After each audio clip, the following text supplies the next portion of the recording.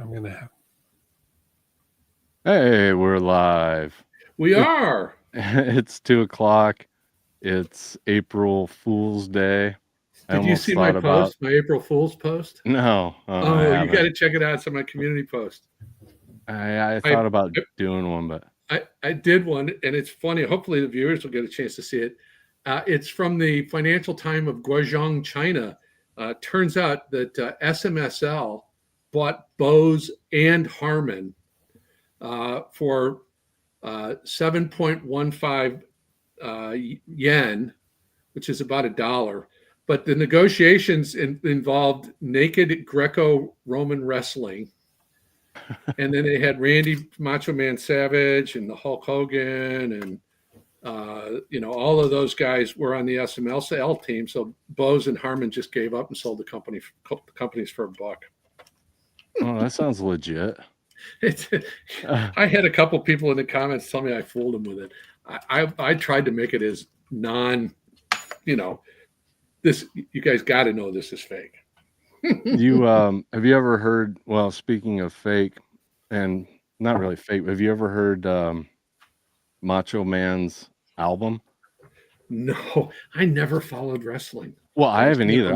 I've never seen a wrestling event in my life, but somebody played me his record, and it's hip He's hop, singing? and it's hilarious. No, he's rapping, Oh, it's so good. I'll send you one.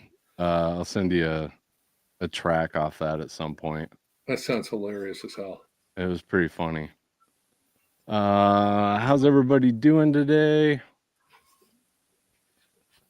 Peace be with you. Peace be with you. Columbia. We got people from all over popping in. I can hear things stuff on my CD that I cannot hear on vinyl, especially the top end, and it's cool. No, Ed, what do you think about the CD thing? It does seem like, to me, it seems like it's hitting hard, and it's coming on faster than, the vinyl record resurgence. At least that's the way I feel about it. It feels like it's just ramping up fast. I agree with you. And one of the things I think that allows that is vinyl requires some effort in getting decent playback. A good turntable, a good cartridge, a good phono preamp if you need that. Where with CD and good records, and then you got to, what do you do about cleaning the records? Do you do an ultrasonic? Do you do just a spin doctor or whatever?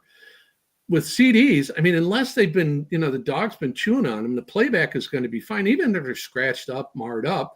And everybody's got a DVD player that can double as a CD player. So the barrier of entry for going back to CDs is really low. And I know, and used CDs are, the prices are going up lately, but you can get good quality used CDs for $5-7 all day long.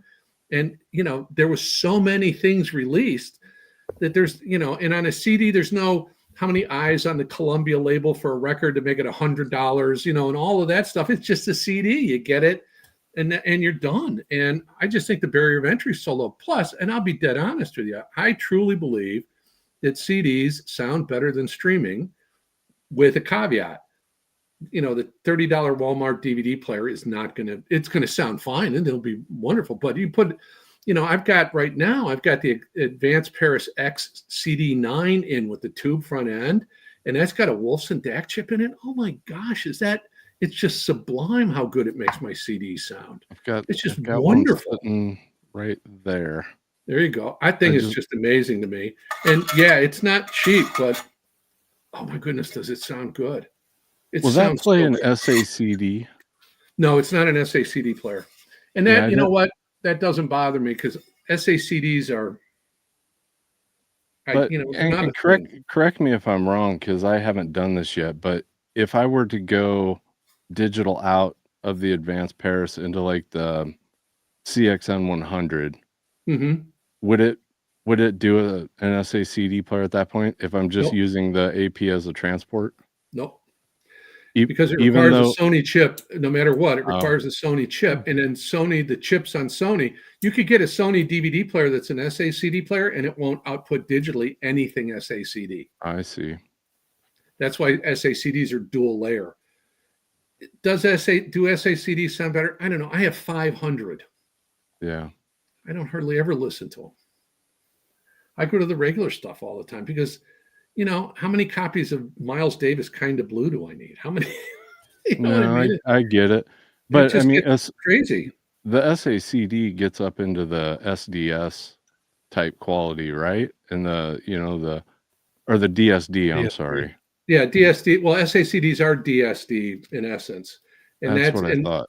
yeah. And what I have, I have 500. I have 500 SACD rips on a hard drive, and you can do it, but it takes an old PlayStation 2 and some tricky stuff. And there's guys on the internet can tell you how to do it, but Isn't that crazy?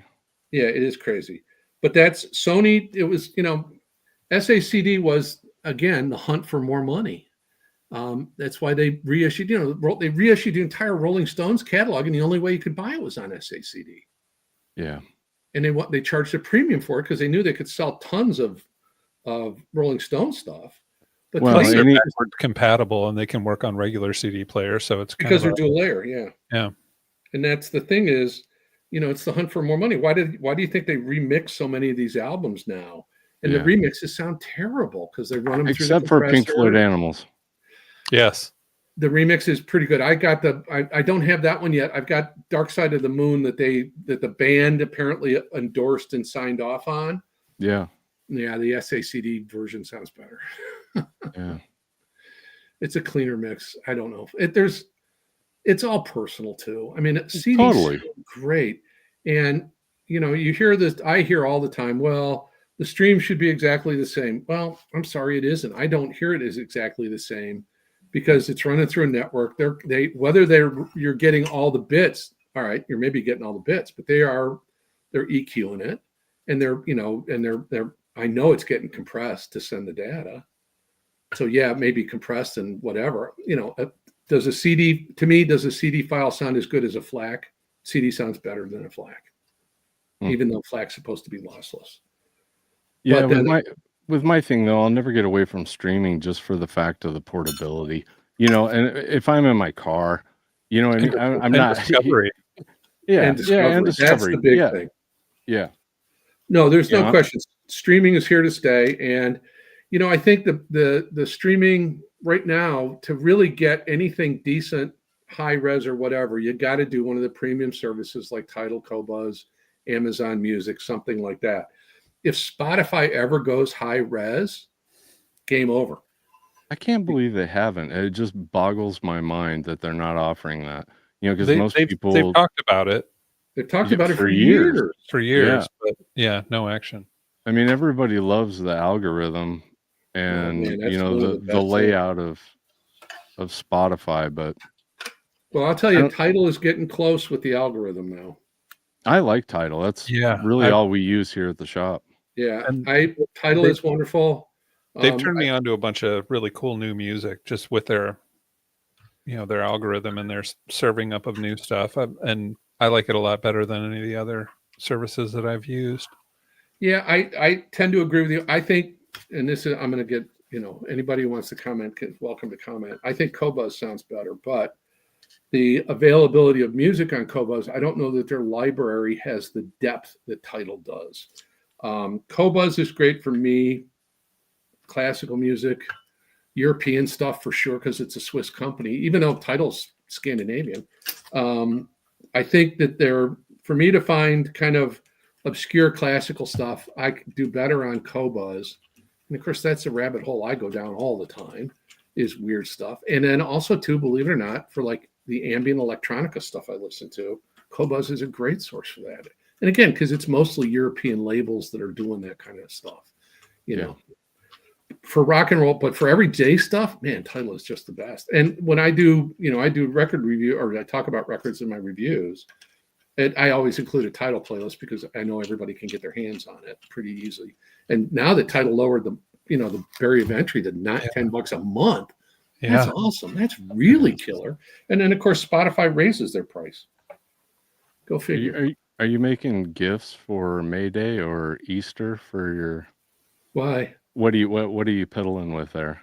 Oh, I'm putting all my junk back together. I had all these things apart because I was doing op amp roll-ins. So I just thought I'm cleaning up in front of me.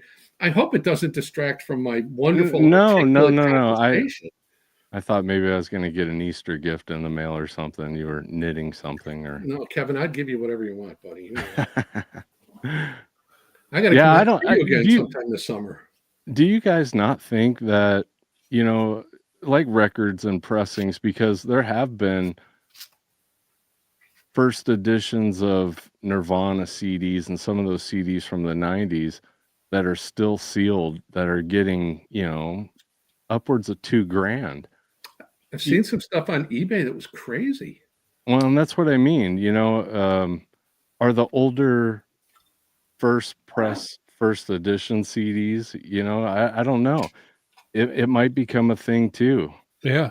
I've got a Chris Whitley Dirt Floor CD that's just incredible. And a few years ago, I looked it up. I put it in on Discogs, and the CD was going for like $100-$150 because they didn't make that many. And the only way you can get it is, I guess, streaming. But that surprised me. That's the thing is, I mean, some of the stuff that's really obscure, it brings, money because it's got like a cult following. Mm-hmm. I will tell you that anything early 80s CD, when the CDs first came out, to me, sound like crap because the engineers weren't sure. They were still kind of mixing with vinyl in mind. And of course, with vinyl, you got to RIAA equalize it, right? And you got to mono everything below 100 hertz, or the grooves are going to be so wide you only get 10 minutes aside on a record.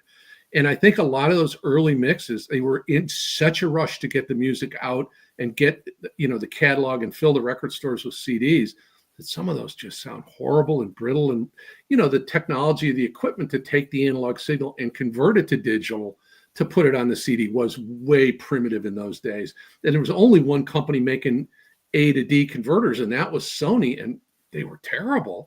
Once other people got in the mix, then it changed, but it took a few years. So some of that really early 80s stuff, to me, just this very brittle and very strident sounding.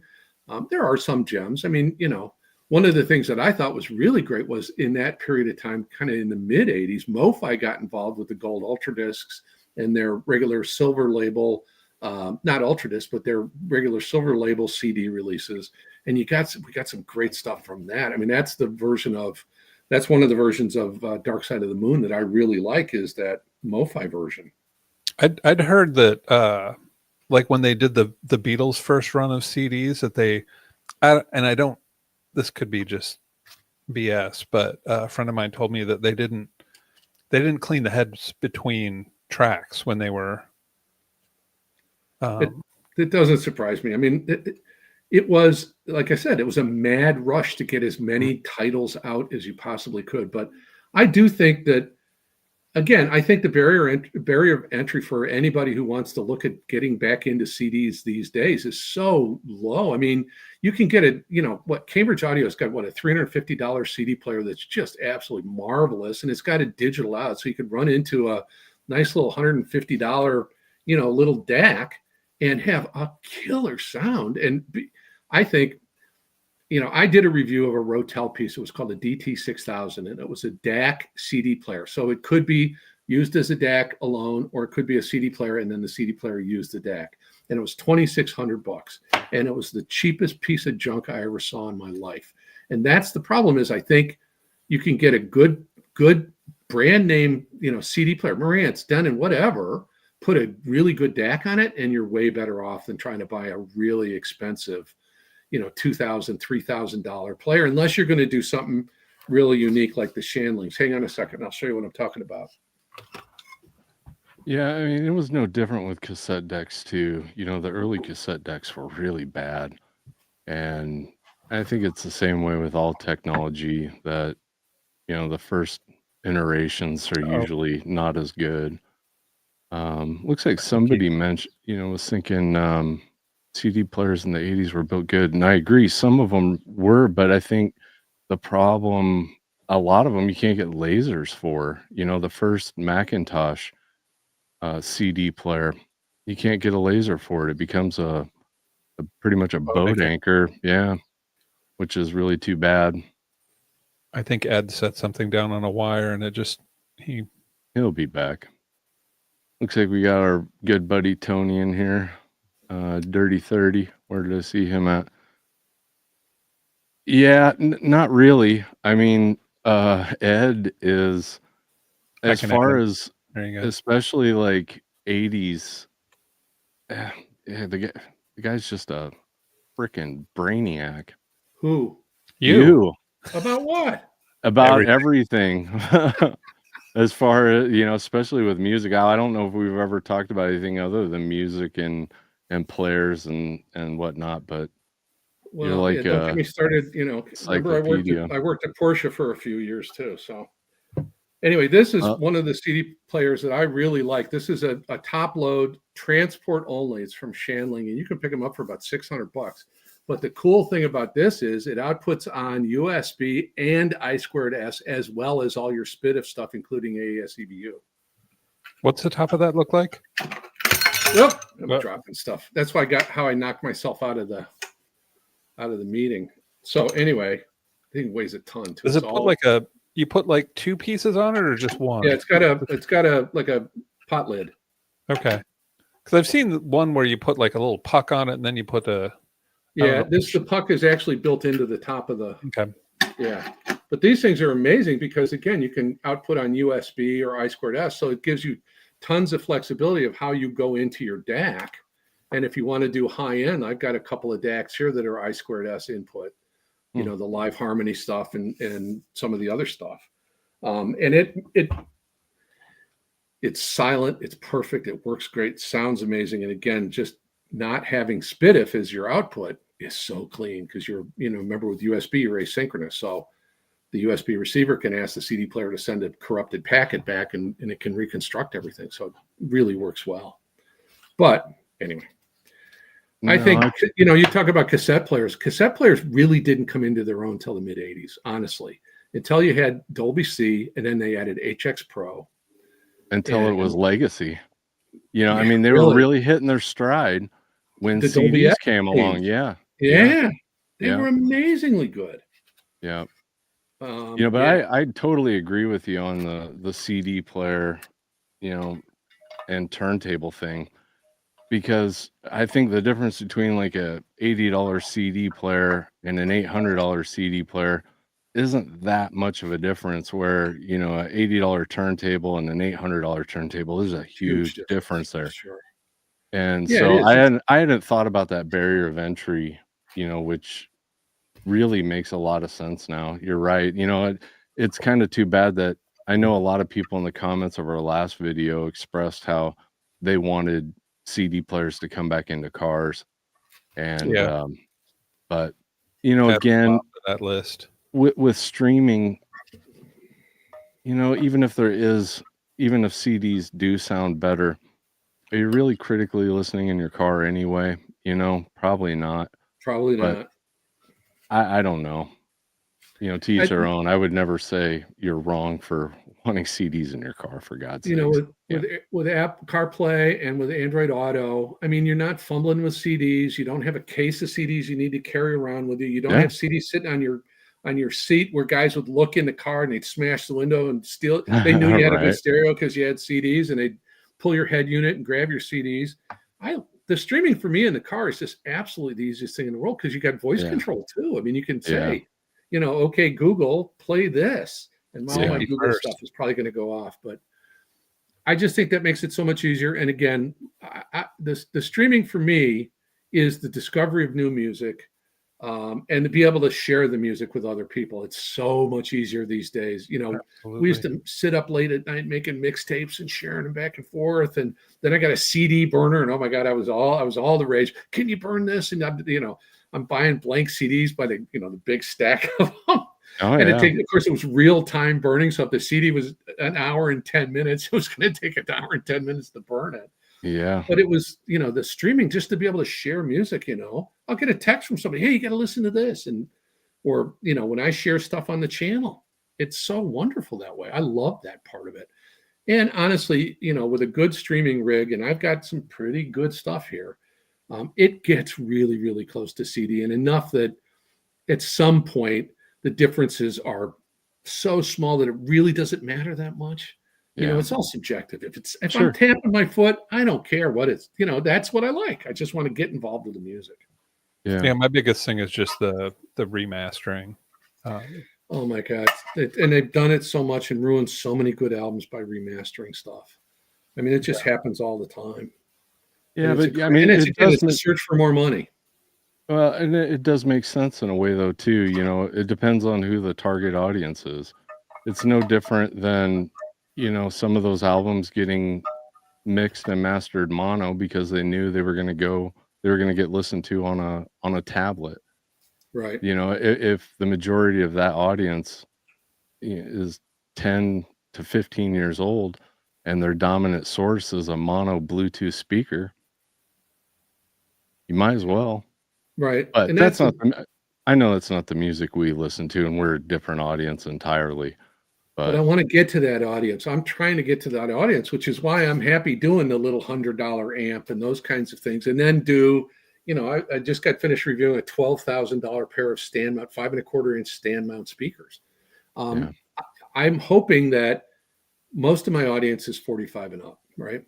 Probably same, very similar demographic as yours. yeah, And what I want to do is say, all right, mom, dad, whatever, whoever's watching, here's something, you know, if your kid's going off to college and you got a little dorm room system and you don't want to spend a ton of money, here's a great way in. And then hopefully the young person listens to something like this and says, you know, it sounds really good. That's better than my Bluetooth speaker. It's better than my ear pods. All right, I get out of college. Well, all right, what can I do? I've got maybe $1,000 I feel like I could spend on an audio system. I want to get them hooked in. I want to bring them in because it's everybody in the hobby looks like me. They're all in their 60s and it's going to age out. And where does it go from there? I think there's gonna have to be some younger kids, creator types doing TikTok videos in order to get that. They're not gonna listen to us, you know, and I don't blame them. I wouldn't have either if I was, you know, 15 years old. And then I Yeah, limited I mean, myself with my channel name, right? ah, Oh, yeah. you're going to love this. Hang on a second. You guys got to see this. Tell me if you can see the back of my shirt. Music lovers use their gear to listen to music. Audiophiles use their music to listen to their gear, and it's very true. Alan I Parsons mean, said that. oh yeah, I've got I a usually T-shirt start out. exponent for it with it on it.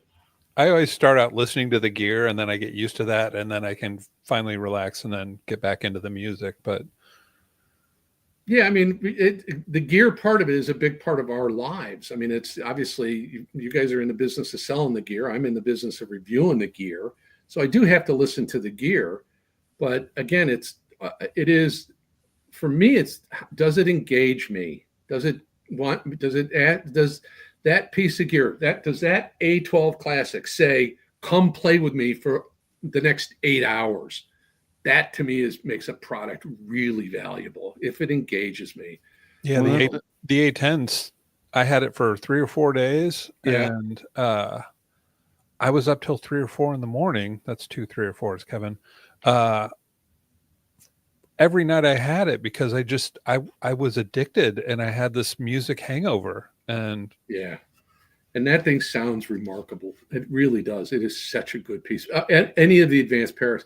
It's funny. I did a review early on of the X I-75, and I don't know if they're still sold out, but that review has done almost 40,000 views. And I can't tell you how many hundreds of comments I've gotten from people, maybe 100 comments. I bought one and I love it. And people in Europe, I get a lot of viewers from Europe.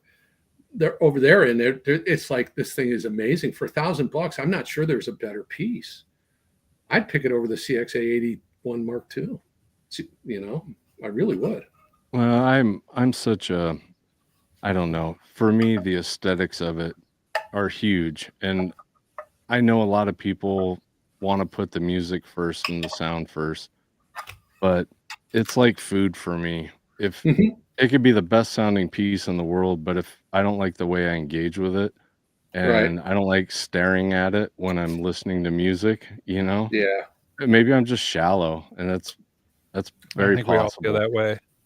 Yeah. Well, to me, because in my normal life, everything sits behind a glass door in the big racks. I don't know if you've seen the sound room, So I'm not really looking at it so much. I can see the A12 with the meters and everything, but I'm more like kind of in between the two speakers, and then where's my sound stage and where's my depth, and so I listen a little bit different Yeah. that way. But I get it. I mean, looking at that black Pioneer that you loaned me for that, that man alive, is that beautiful to look at. Yeah. It is really lovely, and I get it. I totally get it, and I Yeah. get the nostalgia factor of it too. Sure. But that's less of an issue for me because I can sit and look at tube amps, which aren't very pretty to begin with. That doesn't bother me. But there's something weird there though too, because I do like the ugly ducklings as well, which is what I would consider a lot of those almost steampunk looking tube amps.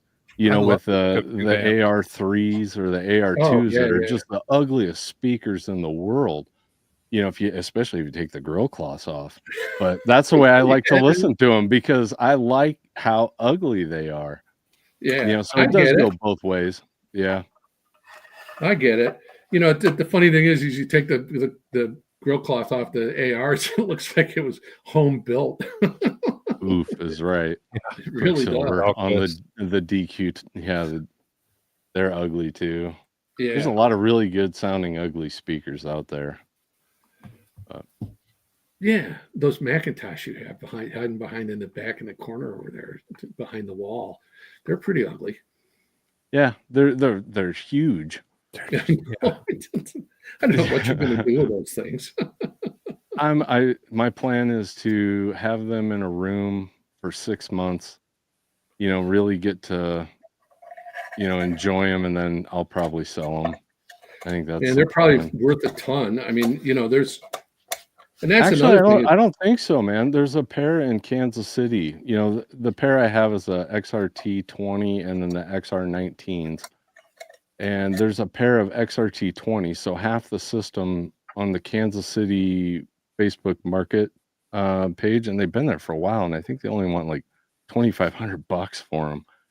And it's really cheap. I've almost thought about going down there and getting them myself, but I think it's one of those things that nobody knows to look for them.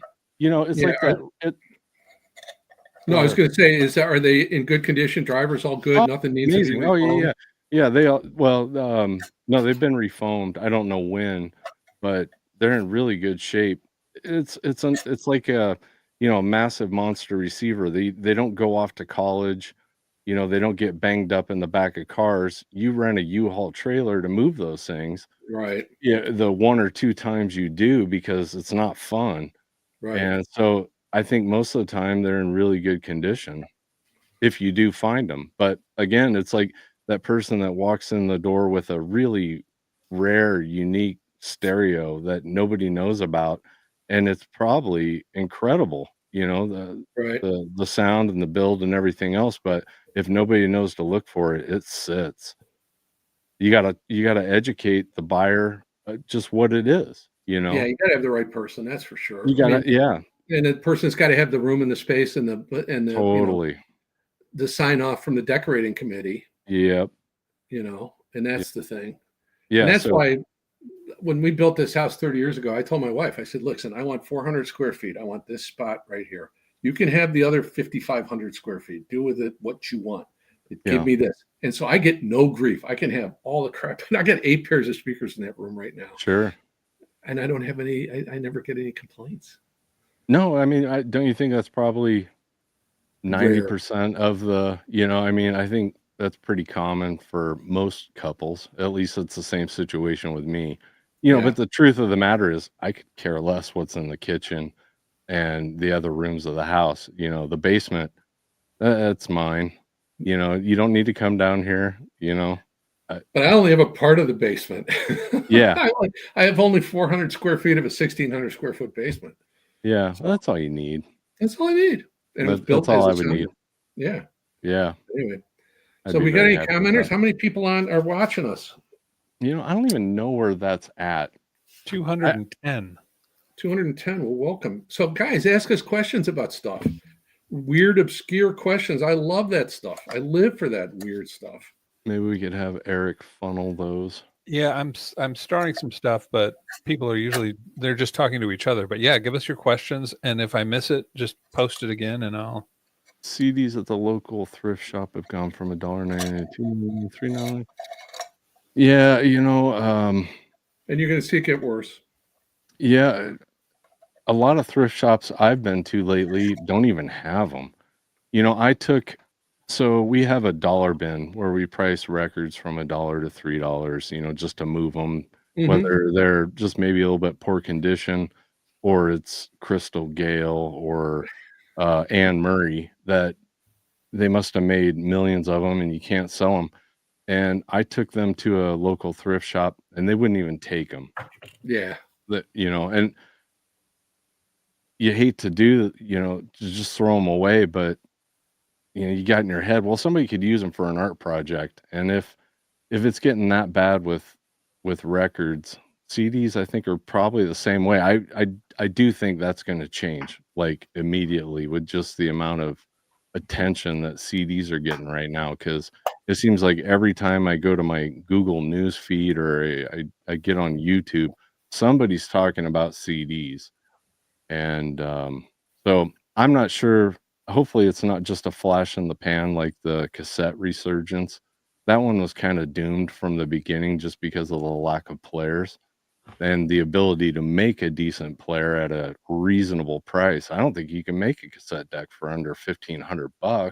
Not That's anything worth decent, anything. right? That's what I mean. Like a truly decent player. And then it'd be so niche of the people that would actually buy brand new cassettes that it doesn't make sense either. Chad from Acoustic Sounds, I know for a while was really talking about bringing back 7-inch. Oh, Uh, real? yeah, reel to reel, dual-sided 4-track. Right. And I've got a friend of mine that sells that stuff out in LA, blank tape.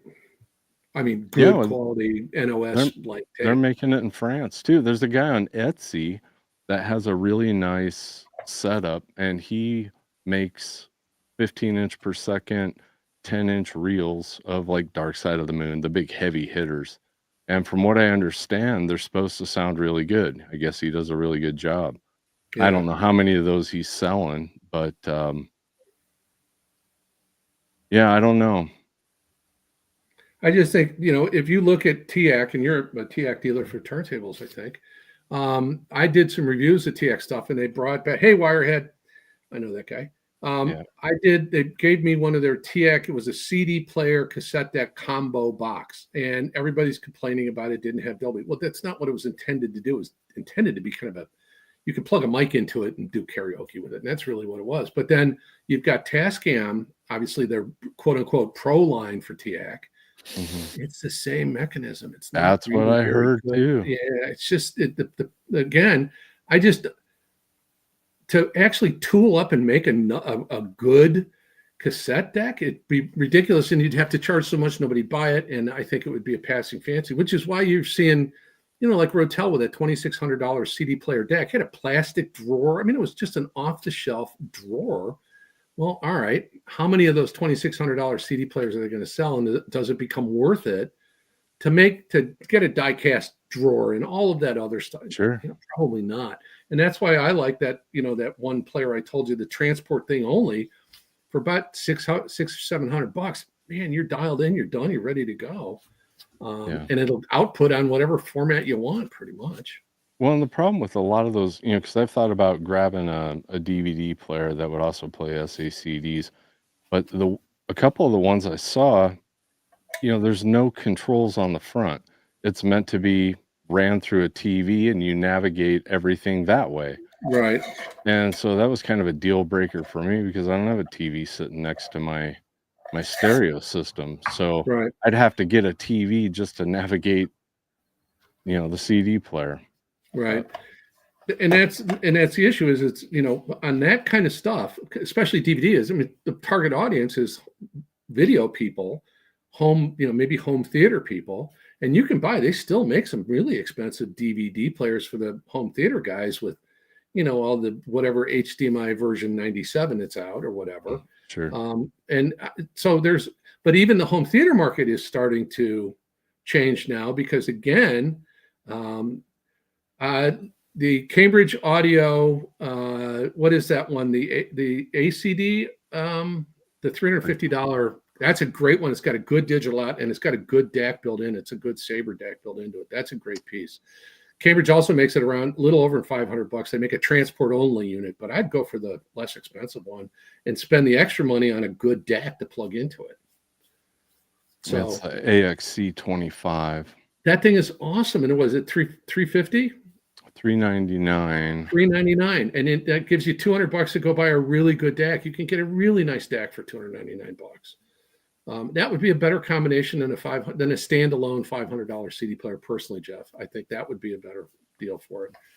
But anyway, and they're in stock at skylabsaudio.com. Ayo. They are.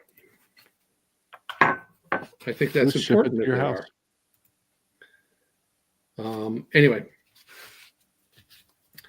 So that's, I think CDs, again, because they don't wear out. You don't have to worry about, even if they're slightly scratched or, unless there's a really deep gouge on it. You remember on the CD, they track from the inside out, and there are 2 rows of pits and lands, they call them, the little dots and the little flat spots. So even if there's an error, there's a whole nother copy of the music, the album on the CD. There's two parallel copies, and so the laser can pick up if there's an error. That's how CIRC error correction works, is it goes and looks at the other track, and it can interpolate in the missing data, and you'll never know it did it. Have you ever tried a CD resurface machine? Back in the day, I had one that was like a hand crank. It reminded me of like one of those old apple peelers when we were kids, and it would scratch it up like crazy. Have you ever seen the guys that resurface the headlights? They're all fogged out and they're taking finer and finer grit of sandpaper. Well, you can do that to a CD, but it's why? Go to the thrift store, buy another copy. Well, I'm pulling out a lot of my CDs, and I did the whole transport to the car, back to the house. Threw them down, while I was driving. Abused them. Yeah, abused. I mean, for real, a lot of mine are in really bad shape. And they've got one on Amazon. It's called the JFJ. I was thinking about grabbing one. What's it look like? Can you share the screen? I'm going to try sharing the screen. Let's see. D-Rocker, I've never seen CD rot, and I've got the very first CD disc I ever bought, I still have, and it's perfect. I imagine if you left it in your car 24/7 for years on end, yeah, probably, but the rot comes. Yeah, the rot comes when the what is the material CDs use? Polycarbonate.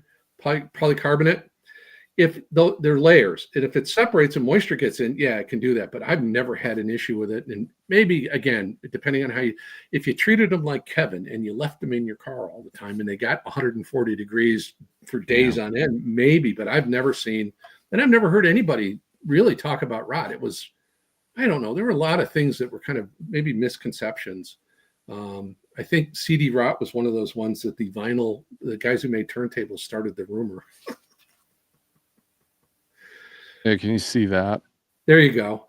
Well, yeah, that looks like one of those kind of headlight buffer things. That's a lot of money, dude. Oh, I've got somewhere. If you've got that many discs. Yeah, I probably have 750, something like that. Yeah, and I bought, I've got an ultrasonic record cleaner, so I guess, it's 6 of one and half a dozen of the other, right? Well, yeah. I mean, if I can bring some of these back to life, I don't think a couple $100 is that bad of an idea. What's the rating? What are the ratings like on Decent. it? Yeah, no, I mean, there's 1,100 reviews, 4.2 stars. There's some people that complain about, the build quality of it, but most people say it does a really good job. Well, then, you know what? That's all that matters, right? Yeah, I mean, I've got an ultrasonic cleaner for my records that I spent $800 on. If I can bring back some of these marred CDs, I think it's worth it. Yeah, that would definitely be worth it then. And it looks like it's basically buffing the surface rather than it's probably like a refinishing. I saw something on YouTube. Some guy was using headlight refinishing equipment to polish CDs, and I thought, that ain't gonna work. And I don't remember watching the end of it. I think I lost interest. I've got some really cool, like this is blind melon soup, and it's in the original menu, Yeah, and stuff like this, like Mother Love Bone, there you and this go. is a You're not going to find I'm any sure it's the reissues of first that. press. I doubt they reissued it. It's the 2-disc version, and maybe they have, but stuff like that I feel like might have some value. I haven't looked up any of my CDs to know if anything's Well, the valuable or question not. is, the value is, are you going to listen to them? If you're going to Well, listen to yeah, them, then the values, you can't put a no, price on it. exactly. I'm not. And the It's not like, nostalgia and the memories and yeah. right. I've lugged them 5 different states, 20 different apartments. And how You many know, years? well, yeah, that's what I mean. It's not like I'm gonna sell them, but Right. What, the label side? Is that what you're talking about, BDW? Yeah, I think so. Yeah, that's where if you scratch that and get through, you'll get into the pits and valleys and I think that side's thinner than the side that's actually presented to the Mhm. laser. I remember when they first came out, we were at seminars and all kinds of other stuff about them, and it was crazy. The first I had one of the Sony CD1 CD players, and I couldn't sell it fast enough. It was horrible.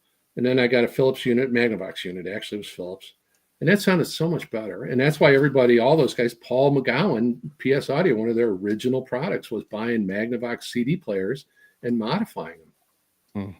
Everybody did. California Audio Labs, PS Audio, a bunch of people. well, Even guys like Mike Moffat at Theta Digital was doing it. I know the PS1. There's a specific model of those that everybody freaks out about, saying how great it sounds. I've never heard one. The Oh, he does. PlayStation ones. Oh yeah.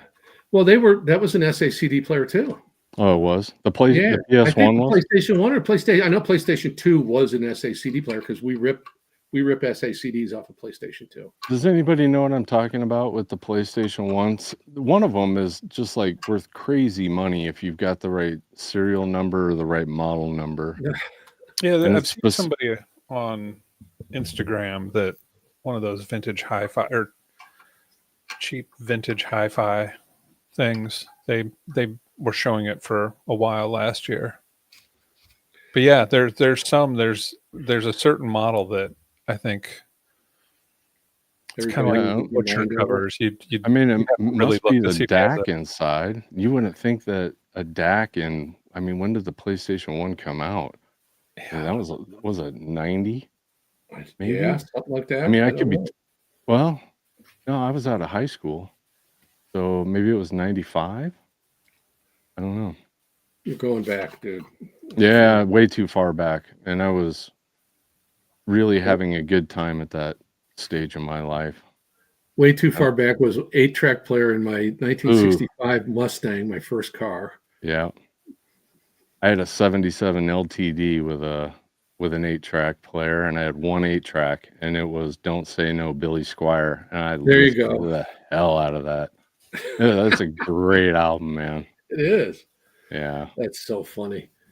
That's really funny. My first 8-track was Sgt. Pepper's. Oh, yeah. And my first album was a White Album. And I got it when it came out. Wow. The first record I ever paid money for was Def Leppard Pyromania. I mean, I had a lot of records before that, but that was my own cash type of thing. I don't know Def Leppard that well. It's kind of not my era. So Jeff Foster, what's your budget on a good DAC? Because I can tell you about that. I've got, a DAC that costs $3,000 here right now and is amazing. But I also have DACs that cost $300 or $400 that sound amazing. What kind of budget do you have, Mr. Foster?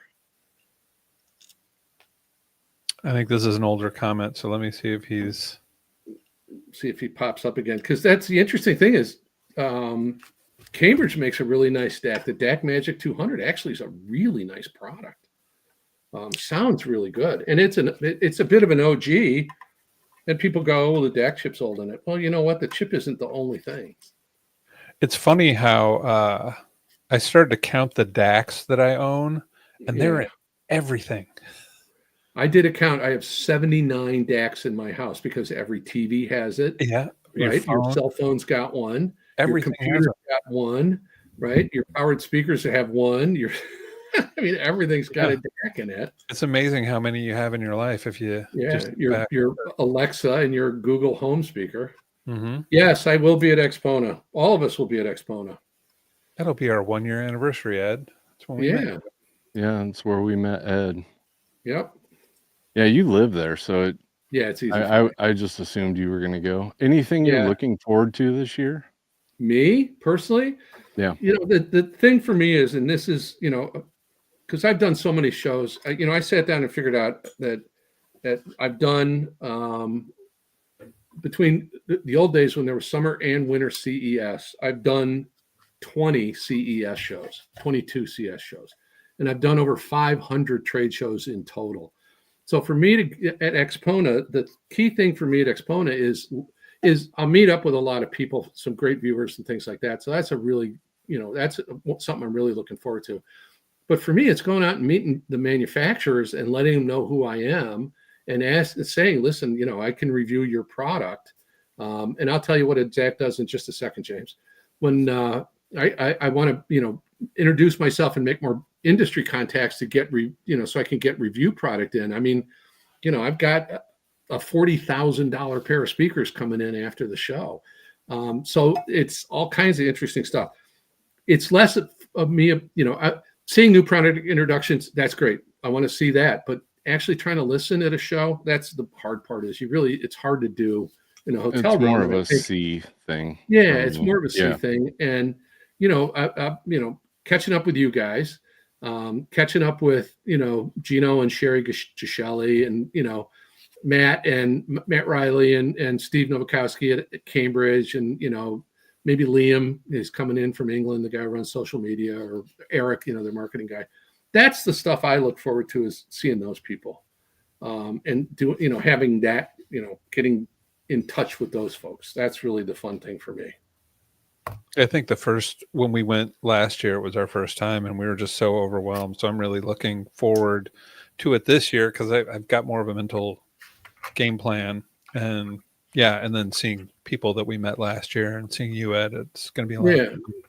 I'm going to stay away from the top floors because I don't really care about the next $100,000 pair of speakers. I mean, it's just not in my wheelhouse, and it's not anything that I really care about. What do you think about subwoofers? I mean, as far as like, have you reviewed a lot of subwoofers? I need to educate myself on subwoofers. Right now, I'm, I hear a lot of good things about SVS. I have a relationship with SVS, and I did a pair of their regular speakers. And I've already talked to them, and it's just with Expona coming up, everybody, you know, all the manufacturers are so busy that to try to get something shipped out and all that stuff is a little bit challenging, you know, at this time. But I will have SVS subwoofers coming in for review. Anybody else as far as making subwoofers that you would recommend? Well, off the top of my head, the one SVS would be one I'd recommend. Emotiva makes some good subwoofers, I think. I also think that from the premium standpoint, the top of the line SVS stuff, and then Rel, they're really amazing. You know, there's some good entry level stuff. I mean, Klipsch makes some decent, inexpensive subwoofers. To me, a subwoofer is as important as your speakers, because I will tell you that a good subwoofer will expand your stereo image like you will not believe. It can go from sounding like this between the speakers to just as big as all get out. So, Mr. Wagner, what a DAC does is it takes the ones and zeros from the CD, because the CD has pits and lands and they represent ones and zeros, binary code. So the music is encoded binary. And by the way, digital is really not digital, it is analog. It's just a digital representation of the analog waveform. So a CD is sampled at 16-bit depth, which gives you 96 dB of dynamic range, and it's sampled 44,100 times per second to create the smooth analog waveform. That's what we hear. CD player then has a built-in DAC already, most do, that converts those ones and zeros to an analog signal that we can hear and play through our stereo. An outboard DAC just does it and it's separate from an inboard DAC. And typically they do a better job because there's a little more focus on their circuitry design, the quality of the chips used, and so forth and so on. So typically an outboard DAC will most often sound better than an inboard DAC in a typical CD player. Yes, there's some expensive CD players that have really good DACs in them, but that's not what we're talking about. I mean, even the $399 Cambridge Audio DAC or CD player, it's got a really good DAC in it. It sounds really good. So unless you want to explore some other different kind of DAC topology, and don't get me going down that rabbit hole because I'll lose everybody. Everybody will go into a coma when I start talking about that. You know, just you can get a good quality CD player for less than $600 easy and be happy with it forever. And that's it. So digital to analog converter takes the ones and zeros from digital, converts it to analog, the waveform we listen to, and that's basically what it does. I hope that answers your question, Mr. Wagner. Yeah, I think growing up, I always had like Pioneer 6-disc changers and, you know, the carousel players. Once they introduced, you know, what was it? I don't remember the term, but where you could be playing one CD in the carousel and exchange play. Yeah, exchange play. You know, yeah, game changer. Yeah, I can go grab 5 CD players right now, 5-disc carousel CD players. I have 5 of them sitting in the back room, all Harman Kardon, and 2 of them in unopened boxes. So one might of these need to replace those belts. Yeah, I'm not going to do anything with them. Yeah. You know, when we closed this, when I got out of the stores, when I got bought out, I had so much stuff. I mean, everybody I know has a big Cambridge audio system from the early 90s. I mean, not Cambridge, Harman audio system from the early 90s, because I had tons of that stuff. But yeah, the exchange play was really cool. Yeah, they can be depending on age. Usually it's belts. Usually it's not necessarily. It depends on the quality of the player. If the player is using Sanyo lasers, they're really good, and you don't know if they are. You can tell by price. Cambridge uses Sanyo lasers, but the $99 Sony's using the cheapest laser that they can get. You know, so yeah, it could be. But transports, the failure on the transport is usually belts going bad on vintage gear. Yeah. You know, just like a cassette deck. I mean, there's the rubber belts in there, and they age, and they get sticky and gooey and all that fun stuff. It's and always the Kevin can tell you how to opening. clean that goo up. But Some are easy to replace, some are really hard to replace. Oh my God, you got to disassemble everything to get to it, and then is the customer willing to pay the $300 it costs because of the labor time just to do it? I would say at this point, for most CD players, the laser is not an issue, because if you think about laser technology, it's used in everything. The CD player in your laptop, if it still has one, the CD player in your desktop computer. I mean, the laser technology was refined, more than 10 or 15 years ago. And, they got it down to a point where, here's the thing, big banking and financial institutions still rely on optical media for backing up all their transaction data, right? So the lasers are pretty reliable. And unless you're buying something super cheap, if you're buying something from a good quality audio manufacturer like Cambridge or Advanced Paris or Marantz or Denon or, somebody like that, yeah, you're going to get a decent laser, and I wouldn't worry about it. And I wouldn't worry about the transport either, unless it's just a really cheap player. The transports are very simple too. I mean, the drawer may feel cheap, but the transport can be well dampened and just really good. And there are now, like on the Advanced Paris one that's sitting over your shoulder, Kevin, I believe that is a direct drive transport. I'll open it up and look when I go to do the review on it, but I think it's a direct drive. And there are some of those out there. Why would you buy a transporter if your CD already has a digital output? Thank you for the super chat, by the way. Yeah, thank you. It becomes an issue of resonance and things like that, and speed, stability, and a good transport's a good transport, but sometimes the laser the disc can wobble it. Remember, it's spinning at like 500, 600, what is the maximum speed? 600-700 RPM. And if it's wobbling, then the laser has a more difficult time tracking it. If you have a really good transport that locks that CD down tight, like you would put a spindle weight on a record to hold it down to the platter, it reduces any of the oscillations that the CD can have, because CDs aren't perfectly balanced. I mean, back in the day, we used to have sorbethane rings we used to put around the CDs. The green ones? Well, the green pen, and then you Oh. had the black sorbethane rings, and then there was another one that you had rings that could stick to the label side of the CD, and the idea was to dampen the vibration. So, you know, yeah, am I picking nits and am I going down the rabbit hole? Yeah, but I'll tell you what, I can hear the difference personally, and it's all in the amount of error correction that the digital analog converter and that circuitry has to do, because if it can't find the information, it recreates it, and it doesn't always recreate it perfectly. I mean, it is, if you're missing a section of ones and zeros, the CD player kind of interpolates based on what it saw before and what it saw after, and you can hear a glitch. So, you know, dampening the vibration, just like we would dampen the vibration on a turntable. Just like some of the high-end CD players, like that big Pioneer or cassette decks, that big Pioneer you got, Kevin, it's got that dampening drawer. Remember, it puts pressure against the plastic housing to reduce any kind of vibration or tracking issues with the tape moving through the mechanism. So, yeah, almost makes you want to stream. Yeah, right. Well, all right. I'm just kidding. I like the sound of CDs, and you can get into something like this that isn't super expensive, or do that. Like the Cambridge has got that transport only piece, and I think it's a CXA unit. And then they've got their $400 standalone CD. I think it's excellent. It's really good. I would have no problem with owning one of those. But I'm fortunate and I get to play with all this really stupid expensive stuff. So what the hell, right?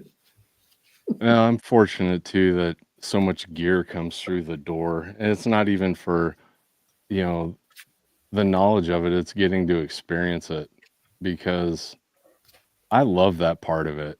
I love, the 2 weeks where you love something, and then something else new comes in that you love for 2 weeks, and then you just keep rotating. Right. The next girl with a shorter leather mini on. You said it. No, I just listen. I have that. I've had that issue for years, but here the great thing is now I get people sending me this stuff and I can play with it. I don't have to buy it. Yeah. Well, for a lot of people, I think with liberal return policies like Amazon and Crutchfield have it, you can buy it, try it, send it back. And here's the thing: if you like it, you go to the scratch and dent store, and you can save a ton of money at Crutchfield doing that. Or better yet, bite the bullet, spend the extra 10%, and buy it from Skylabs Audio in Des Moines, Iowa, and support a local family business, for crying out loud. No, I always appreciate. And if you got a problem, too, you got a guy you can call and bitch at, because Kevin will answer, or Eric will answer the phone. I don't answer phones. There you go. I've actually discouraged people and sent them to Amazon or Crutchfield, even if I'm losing a sale, if they're really on the fence about something, and I can tell that it could potentially be a return. I'll do that, because it hurts a small business to send out something big, heavy, and have it get returned. No question. But then you've given that customer a service that they never expected, and they'll remember that the next time they want to buy something. Because if they're for sure about something, absolutely, I would hope so, because I'm potentially I am shooting myself in the foot, but you never know.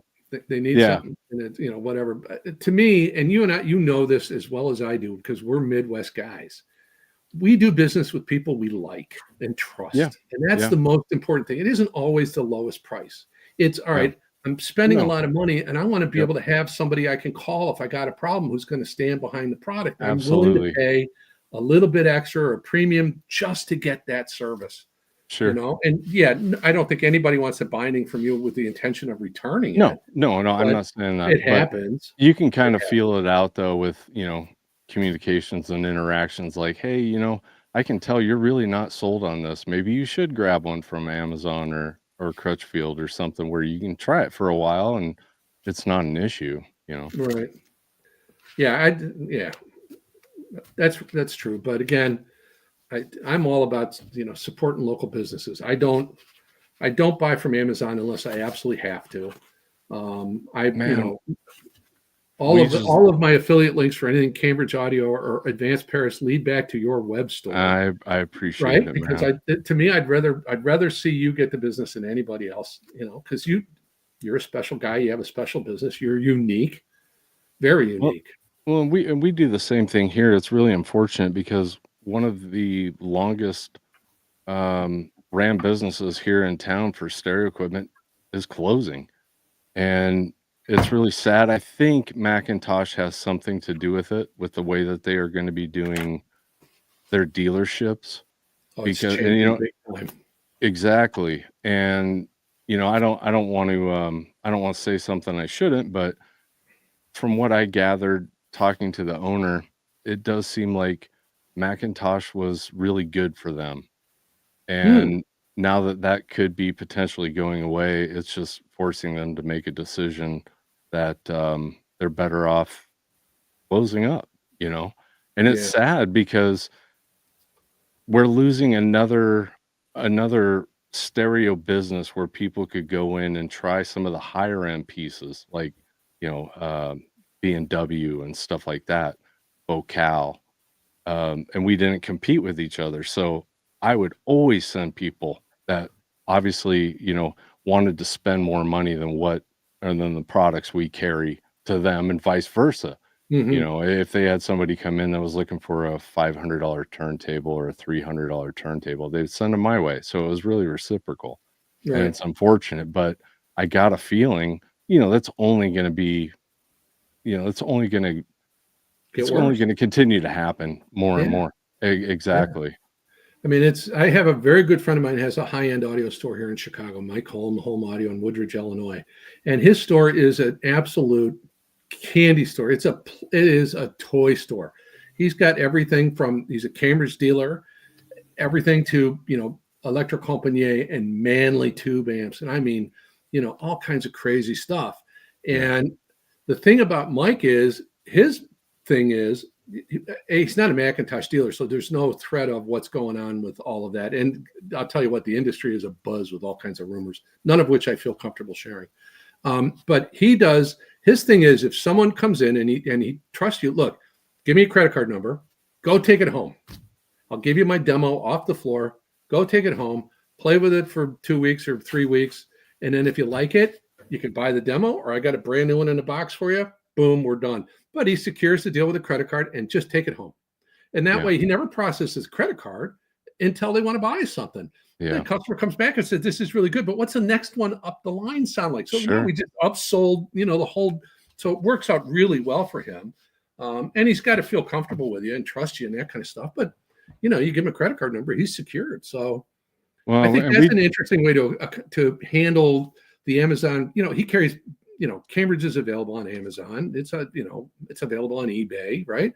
But all the pricing's the same. So why not support your local dealer and buy it from, an independent rather than Amazon? Yeah. Well, again, though, it is that really liberal return policy that Amazon has. I mean, Amazon is the king of returns. I mean, you buy it knowing that for any reason, I don't want to keep this thing, or I just want to try it. I just want to make a video on it, and then return it. A lot it. of people started their channels that way. I really don't, even though it's Amazon and I know they've got that built into their pricing structure. I still hate doing it to even Amazon. I hate I'll return tell you it. a secret, dude. You know who bears the cost of the returns? Oh, we do. Yeah, the vendor does. Oh yeah, I have an Amazon sellers account. I know it. I've read the stipulations on returns. Crazy, isn't it? Yeah, oh yeah. Yeah, you have to take that into your pricing, Right. knowing that a certain percentage of them are going to get returned and you're not going to get anything for it. Right. It's going to go to that's why somebody like Cambridge, they run their own store on Amazon. They're the only ones that could afford to do it. You couldn't afford to obviously adhere to MAP pricing and sell it and then be able to absorb the returns. Yeah, this was just for our own products, not reselling other manufacturers. Yeah, no, you don't. Yeah. Yeah. I'll tell you a funny thing. There is a Chinese amp company called Boyu Sound, and they make little 3-watt single-ended tube triode amplifiers. For whatever reason, I've been friendly with them, and they sent me a product. I reviewed it and whatever. I am now the Amazon return center for all their amplifiers. I got a stack of them sitting up in the living room. And it's like, guys, what do you want me to do with these? They ship them to me because they don't have a U.S. presence. I'm not going to steal them, but I just think it's funny. And I think, how can you afford to be on? For a lot of those people, that's the only way they can sell stuff is Amazon. Sure. Well, yeah. I mean, I think what is it, 70% of all the merchandise on Amazon is private party sellers. They're just using the FBA, or the fulfilled by Amazon portion Right. of Amazon. Right. And they pay a pretty penny for that. They sure do. Ever experienced EPI M250 speakers? Heavy, well built, each woofer, tweeter, two faces. I'm gonna have to look that up. You know, I unfortunately. remember those. Oh, good. I'm glad you do, because I'm not sure I Yeah. do. Yeah, it's the tweeters on the backside, if I remember on those. It's a big, I think it's a 8 or 10 inch two-way. I don't remember. I remember the model number. EPI was all over the place, and then they were reintroduced. Harman owned the brand name for a while, and they were reintroduced back in the early 90s as Epicure, rather, because that's what EPI stands for, Epicure Products Incorporated. And they were really good, but EPI speakers were really good back in the day. My concern would be quality of the woofer, the foam surrounds, or if they're an accordion pleated surround, you don't have to worry about it. But if there's ferrofluid in the tweeter, has it dried up, and those kinds of things. But the good news is you could send them to Kevin and he can fix them. No, we're not doing any of that anymore. We've stopped repairs. Let me pop up a picture here of those, because I don't think we've had those in. Let's see, share screen. Let's see if I can share this. Well, I think back in the day, EPI was sold through Pacific Stereo. Yeah. That's got to be early 70s. Yeah. They look cool. They've got the old badge on them too, so it's definitely early 70s before they changed it. Oh, there it is. Yeah, there it is. Yeah, okay. It's got the Masonite tweeters. Yeah, I remember those now. They were interesting. They were designed to go into a corner and then put the sound out bouncing off the two walls. One faced this way, and the other faced into the room. Yeah. And it was at one time everybody thought that direct reflecting, the Bose idea of bouncing music around the room before you hear it was going to be the rage, and then people heard them and said no. And the market decided no. Didn't Bang & Olufsen just put out those really expensive speakers that also had tweeters facing backwards? Yeah, a lot of people did. Mirage did them. Definitive Technology did bipolars, and that was a thing. And of course, all of Arnie Nudell's Infinity designs had the tweeters radiated backwards too. The idea was to create a soundstage with high frequencies to try. The idea was the high frequencies would cancel on the side of the speaker, so you didn't have to worry about necessarily direct reflections off the side of the speaker or off the walls, because the two waves would cancel each other because they were out of phase. I don't know. To me, a good Omni speaker can sound pretty good. I remember back, my dad had a pair of Ohm Walsh Fs back in the day, which was that big cone Ohm Walsh driver with the big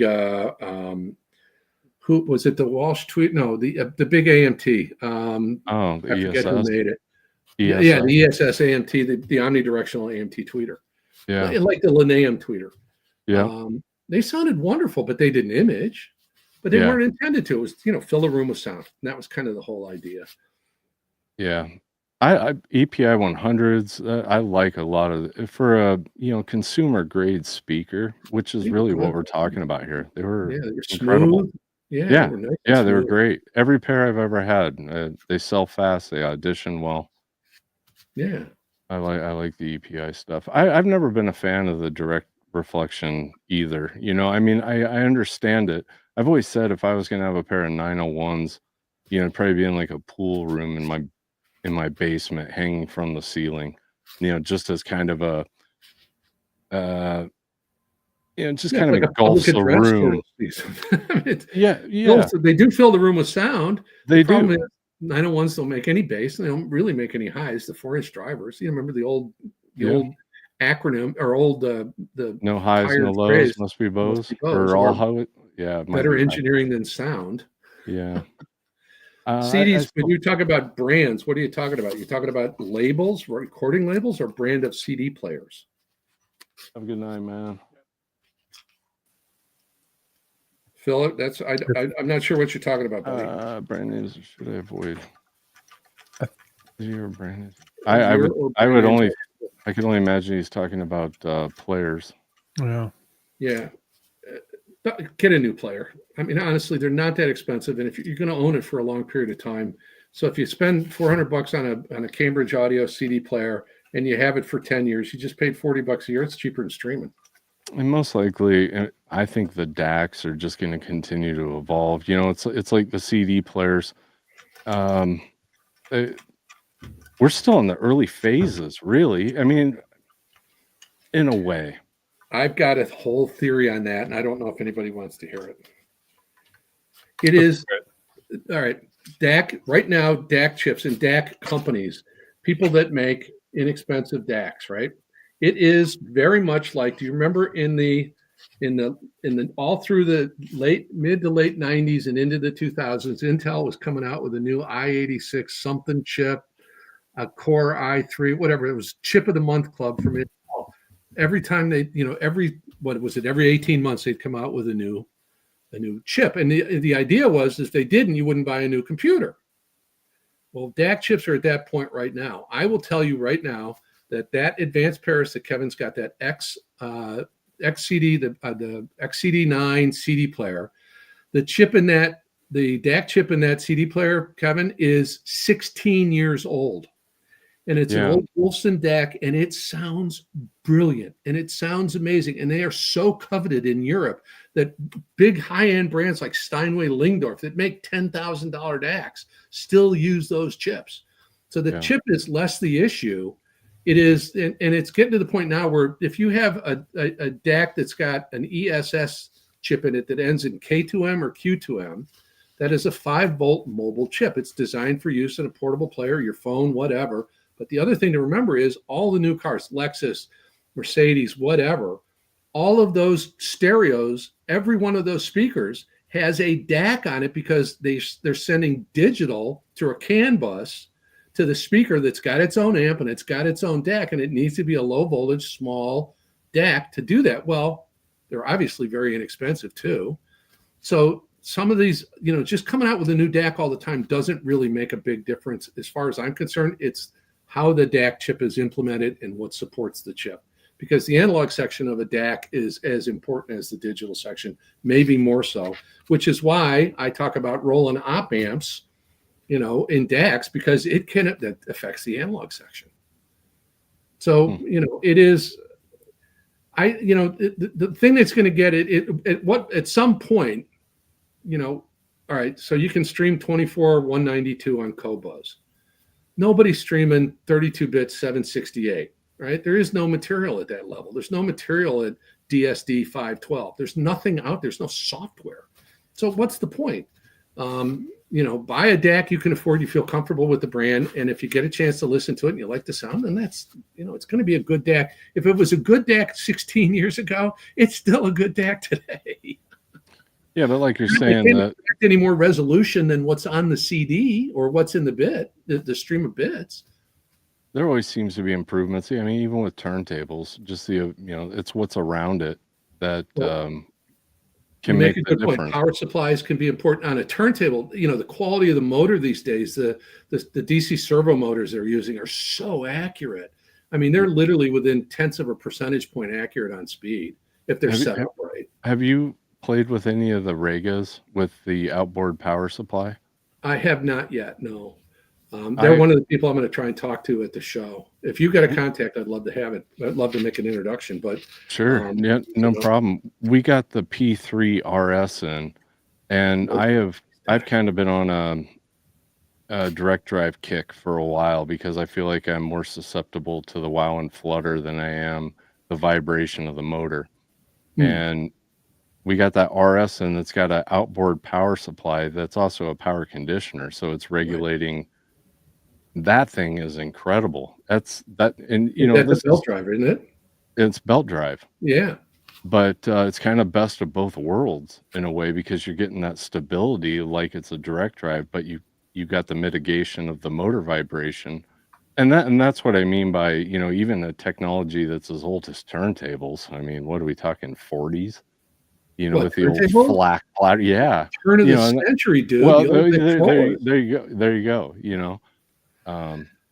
Well, that's one of the things, I don't know. and you can do this too. You know, the TX got a great line, that TN3B SE little turntable for, what is it? They lowered the price to what, $400 now? Yeah. I'll tell you what I did. I have a Fluence RT85, and it comes with a wall wart power supply. I Yeah. spent $50 and I bought a linear power supply, and I could hear the difference. It was, again, I think the wow and flutter, but also I'm very sensitive to speed fluctuations. That's what I am. Me Right. too. And with the It linear kills power me. supply, $50, $60 linear power supply, oh my God, what a difference it made. Yeah. On just and I, you know, with the RPM thing on my phone, I could see the motor was much more accurate as far as maintaining speed. Well, yeah, I mean, it makes sense when you think Yeah. about it.